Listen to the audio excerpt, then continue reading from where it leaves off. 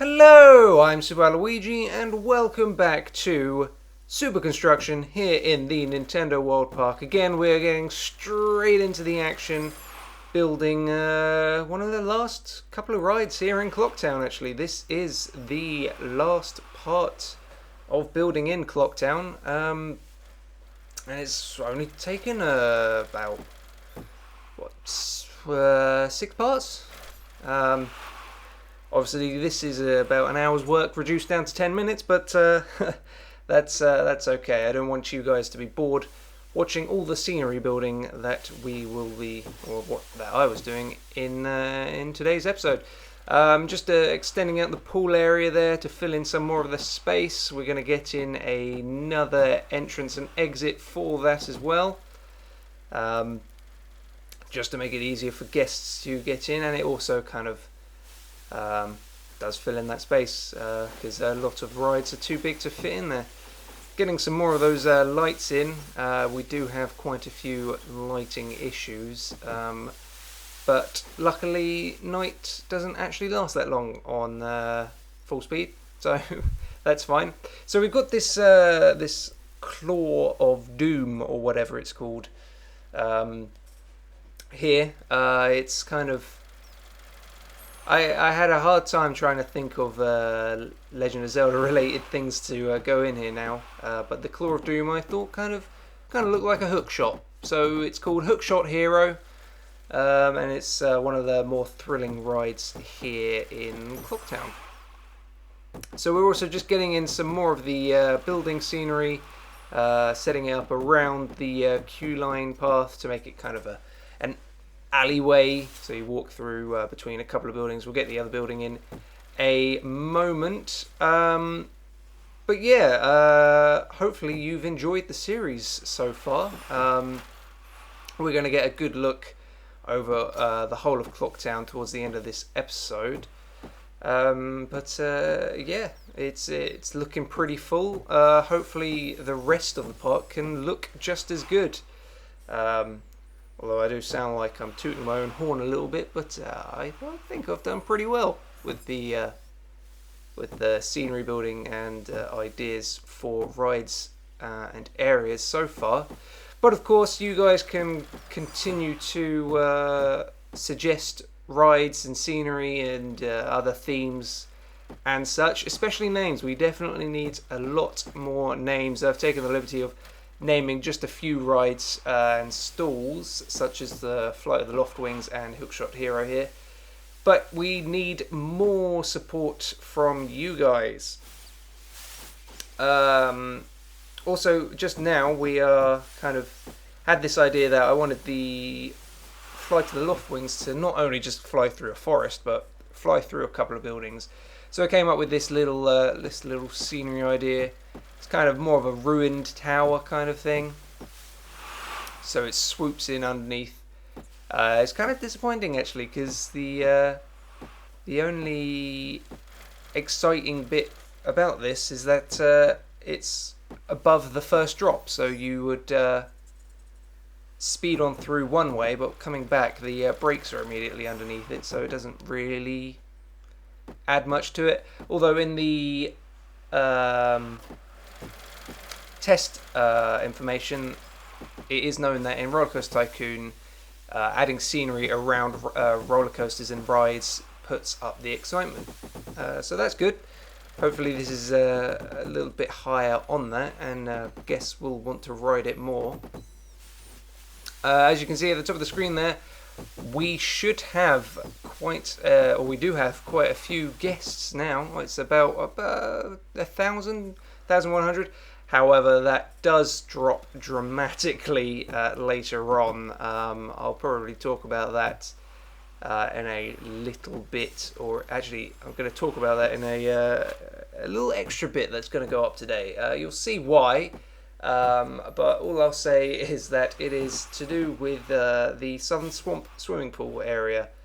Actually, you'll see at the end of this video what's been happening over there. And I can say now it's not good. If you remember, I said about how the only way in and out of that pool is via the lazy river.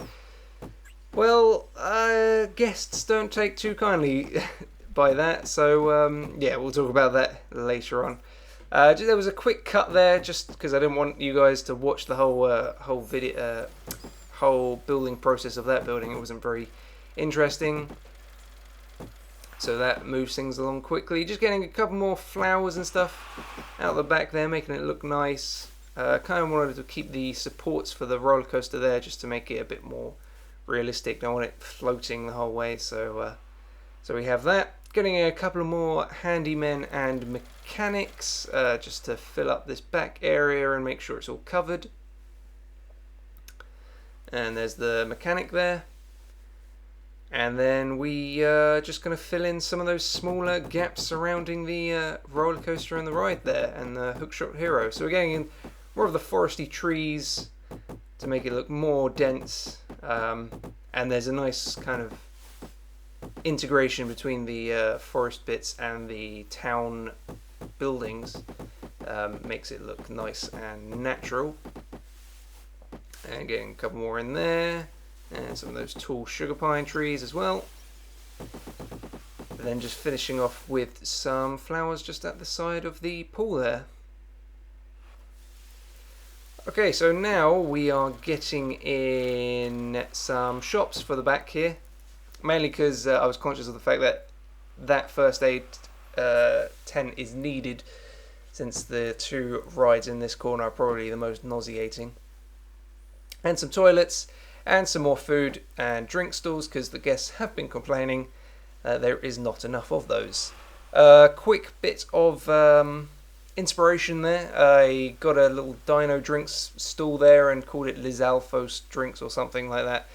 Just a neat little... another neat little link back into Legend of Zelda there. And then we're just going to fill in some more of those gaps with a little bit more scenery. Those low walls are very useful, makes a nice looking scenic little fence. Rather than actually using fence, just using the little walls, it makes it look quite nice. Getting in some of those silk flags that we haven't used since the start of the series, actually. It was good to go back and use those. Makes it look even more like a medievally Legend of Zelda-y town or something like that. But yeah, more flowers and a couple more trees there. Getting in those flags again. Had to delete them because I wanted to get in those quarter tile flowers as well. There we go. There's more of those flags. Yeah, I can see now why scenery building takes so long, because you want to get that detail in. And we're just finishing up here with this little gap, trying to get another little ride. Decided to go with a Ferris wheel, fitted in rather well. Getting in the paths there. Nice. And then we're just gonna again fill up with some more scenery. Had to check on the mechanics and the handyman there, trying to get that covered so that they could fix that, and everything will be good there. Getting a couple more towers, making it look pretty good with those archway tops on, and then another little walled in garden area for those. And then I decided to go back to the tulips here. I kind of wanted to experiment with trying to do a Triforce flower thing again, but it didn't fit, which was quite annoying, even though I kept on trying. Yeah, it didn't really work. I think I'm going to need a lot more, a bigger area to do that if I want to. So I just decided to go with the yellow and green flowers there. And that's the end of the speed build and the end of building in Clocktown. So there's a nice big view for you there, trying to capture everything that's in Clocktown. And here's the problem with Southern Swamp. We have way too many guests inside the pool there. And when I decided to click on them, no one was happy whatsoever. So that's not good, although our park rating's still quite high despite the amount of unhappy people in this swimming pool. So I was pretty much quite baffled by it. Realised that I spelt lazy river wrong as well. River. But yeah, that's a bit of a problem. I do sort that out later on. In fact, another video will go up today showing how I dealt with that problem. But yes, that is the end of building in Clocktown. We may visit again. There is that big area just out the front there. And obviously probably build around the outside with more lush trees and stuff. I'm thinking of getting a transport system for around the park, so that'll probably fit down the sides there. And then we shall be moving on to the Mushroom Kingdom area in the next part, and the subsequent areas need more rides and suggestions for those. But yes, that is the end of Clocktown. Thank you for watching. Bye.